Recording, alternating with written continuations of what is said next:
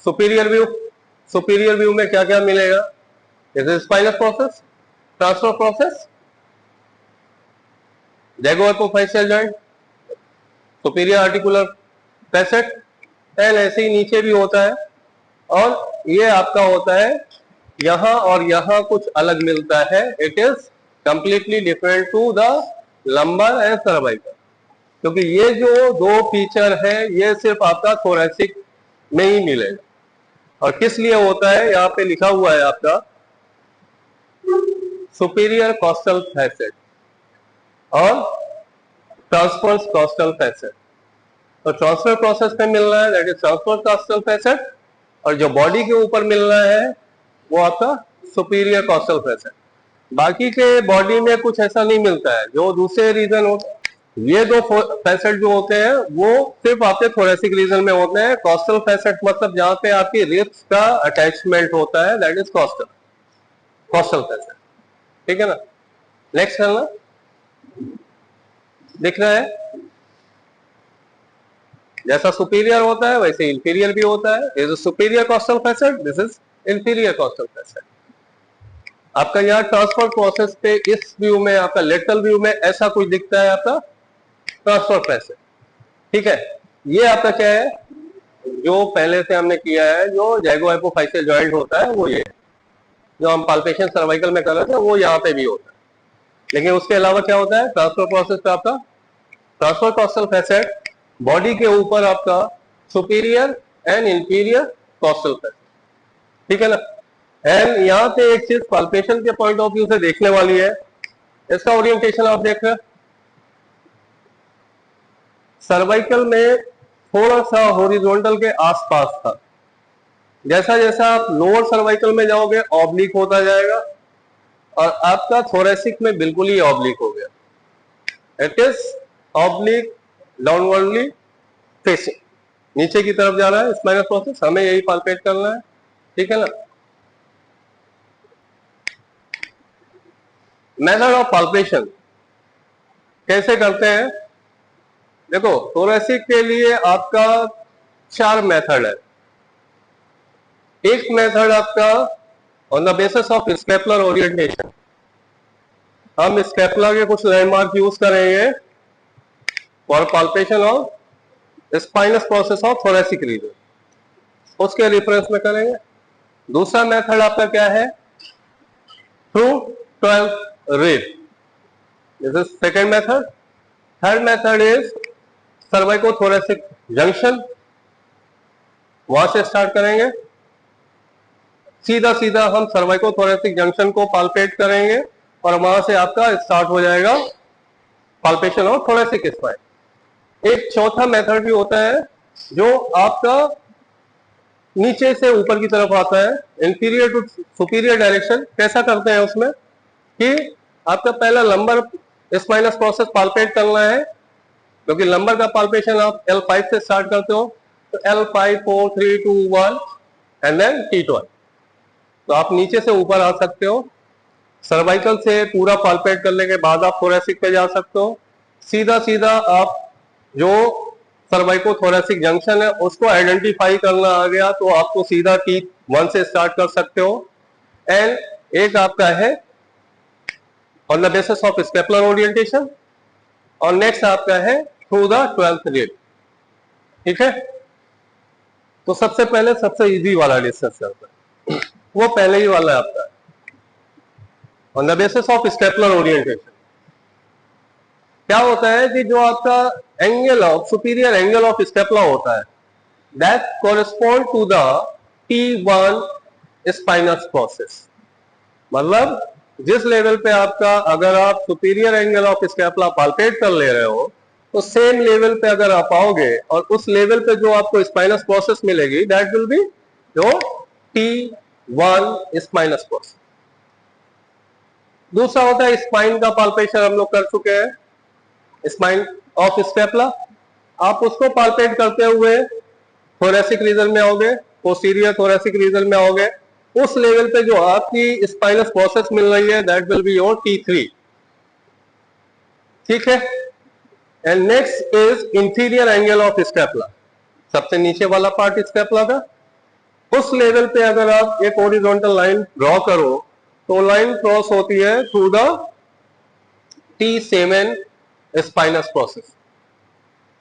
तो 1 आपने आइडेंटिफाई कर लिया, 3 आइडेंटिफाई कर लिया, 7 आइडेंटिफाई कर लिया, तो ये कितना इजी है ना।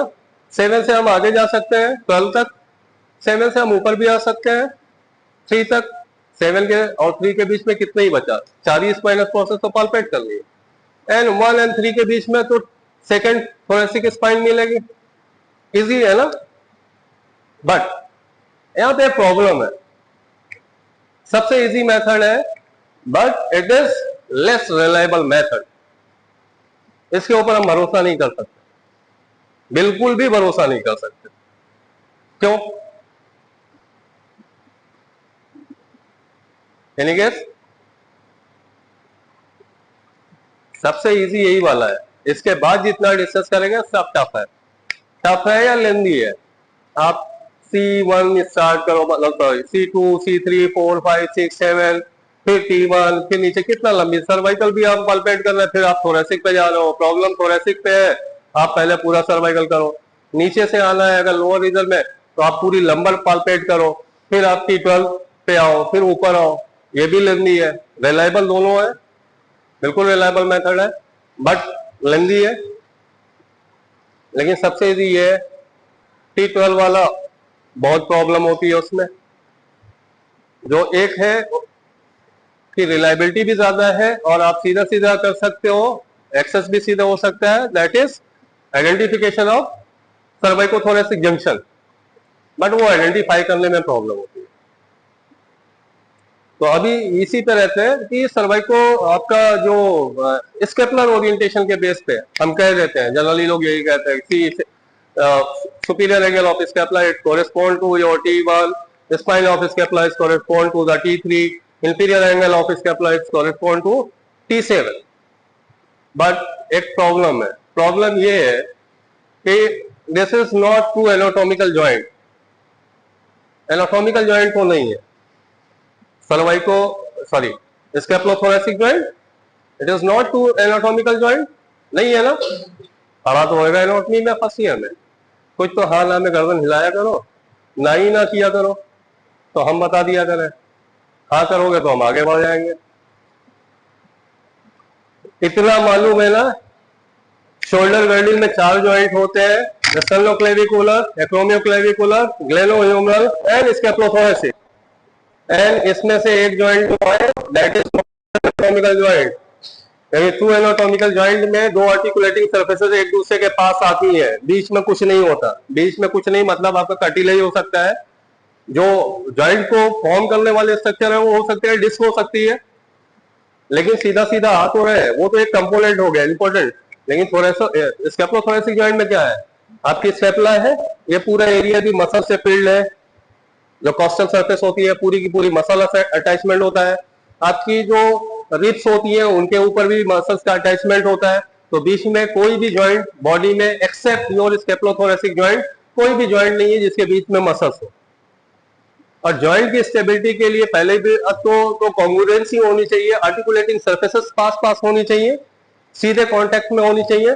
दूसरा उसके स्टेबिलिटी जो सबसे इंपॉर्टेंट स्ट्रक्चर है दैट इज योर लिगामेंट। तो यहाँ तो लिगामेंट जैसा कुछ होता ही नहीं है, और लिगामेंट नहीं है तो वो जो मान लिया कि सरफेस है भी, वो भी बिल्कुल ही आपकी स्टेबिलिटी तो उसकी खत्म। अब इमेजिन करो कितनी मसल अटैचमेंट है, जितनी भी गर्डन की मसल्स है सब अटैच है। यहां से आपकी ट्रेपेजियस हो गई, लिवेटर स्टेपली हो गई, इधर आगे आपकी सुप्रास्पाइनेटस हो गई, इधर आगे इंफ्रास्पाइनेटस हो गई, सब स्टेपलरी आगे कॉस्टल पे हो गई, फिर इधर की तरफ लेटरल बॉर्डर की तरफ आओगे तो वहां पे भी टेरिस्पाइनर, मेजर, रोम्बॉइड्स, कितनी मसल्स है और सारे के सारे अलग अलग डायरेक्शन में जा रही है। अब सोचो इसमें से किसी एक मसल से साथ में कोई प्रॉब्लम हो जाए, एक मसल। और फिर से हम एक सबसे कॉमन वाला एग्जांपल डिस्कस करेंगे कि आपकी अपर ट्रेपेजियस, जितनी भी problem whether it is related to your cervical spine और गर्डन, कोई भी पेनफुल कंडीशन है तो सबसे ज्यादा तो अफेक्ट इसी पे होता है, ठीक है। अब इसमें अगर स्पाज्म है तो क्या करेंगे, शॉर्टनिंग होगी, शॉर्टनिंग हो रही तो अब क्या हुआ, आपको स्केपुलर ओरिएंटेशन के बेसिस पे आपने T1 मार्क कर रखा है, सुपीरियर एंगल ऑफ स्केपुला के लेवल पे आपका T1 होता है, और वहां पे मसल स्पाज्म है, आपकी स्केपुला ऊपर शिफ्ट हो गई, अब क्या हो गया, आपकी C7 हो जाएगी T1। ऐसे ही मल्टीपल मोशन होते हैं स्केपुला के, अबडक्शन भी होता है, लेटरल रोटेशन होता है, टिपिंग होती है, आगे की तरफ कभी टिल्ट हो जाती है, सेरेटस एंटीरियर के साथ में प्रॉब्लम हो जाए, आपकी विंगिंग हो जाती है। तो मल्टीपल डायरेक्शन में जितनी भी मसल्स है उनके साथ में कुछ भी प्रॉब्लम हो जाए तो उस डायरेक्शन में या इसका जो डिस्फंक्शन है वो बहुत कॉमन है, किसी भी डायरेक्शन में शिफ्ट हो जाएगी डिपेंडिंग अपॉन द मसल्स, कि मसल्स के साथ में क्या प्रॉब्लम आ रही है उसके हिसाब से इधर उधर शिफ्ट होती रहेगी। तो रिलायबिलिटी तो आपकी मार्किंग की तो खत्म हो गई। समझ में आ रही बात? ये तो आपका एक मस्कुलर डिस्फंक्शन के बेसिस पे होगा। एनाटॉमिकल बेसिस पे भी आओगे तो gender wise size, even individual to individual आपका साइज ऑफ स्केपुला वेरी करता है। स्ट्रक्चर वाइज भी हम करें, एनाटॉमी वाइज भी हम डिस्कस करें तो उसका साइज कम या ज्यादा होता है। तो अगर किसी में छोटी स्केपुला है तो उसका इंफीरियर एंगल तो हो सकता है C7 के बजाय C6 पे, सॉरी T7 के बजाय T6 लेवल पे कॉरेस्पॉन्ड कर रहा है। आपका काइफोटिक कर्वेचर है, हाइपर काइफोटिक है, एंटीरियर टिपिंग हो गई, स्केपुला ऊपर शिफ्ट हो गई। तो ये सारा समझ में आ रहा ना, कितने फैक्टर है जो आपका ये डिस्टर्ब कर रहे हैं कि अगर आपने स्केपुलर ओरिएंटेशन के बेस पे किया। इवन ये छोड़ो, पोजीशन का डिफरेंस हो जाता है, सब कुछ नॉर्मल है, अभी हम खड़े हैं, हमारी स्केपुला कहीं और है, और अगर हमने प्रोन पोजीशन ले ली फिर क्या होगा, अभी तो ग्रेविटी सब पुल कर रही नीचे की तरफ, सब कुछ हमारे पूरे लिम्ब का वेट नीचे आ रहा है, स्केपुला के ऊपर इनडायरेक्टली तो जा ही रहा है, स्केपुला नीचे फेस कर रही है, हम प्रोन में आ गए, क्या होगा, स्केपुला कहीं ऊपर शिफ्ट हो जाएगी। तो बेसिकली है जो परफॉर्म हम करते हैं वो हम सिटिंग या स्टैंडिंग ही में करेंगे, अगर करेंगे भी तो, क्योंकि एक रफ आइडिया तो मिल ही सकता है। उसके लिए बिल्कुल आइडियल वाला पोस्चर हो, आपको अंदर के बारे में मालूम हो कि हाँ इसका साइज सब कुछ ठीक है, स्केपुला ऑप्टिमम लेवल पे है और उसका साइज भी ठीक है, तो हो गया। और पोस्चर भी बिल्कुल आइडियल हो, पोस्चरल डेविएशन है तो भी है, आप नेक बेंड करके आ रहे हो तो यह भी तो है, टॉर्टिकोलिस हो सकता है, आपकी कुछ पोस्चरल हैबिट हो सकती है, कंटिन्यू आपका ऐसे ही हो।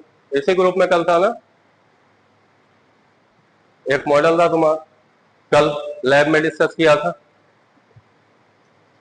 कुछ कंजेनाइटल है, साइज अलग है, तो अगर इसका अलग हो गया तो ऑटोमेटिकली जितने भी लिंक्ड जॉइंट है वो सारे के सारे कुछ ना कुछ अपनी पोजीशन पे तो नहीं होंगे, तो इनडायरेक्टली अफेक्ट होंगे। ठीक है, तो पहला मेथड ये हो गया।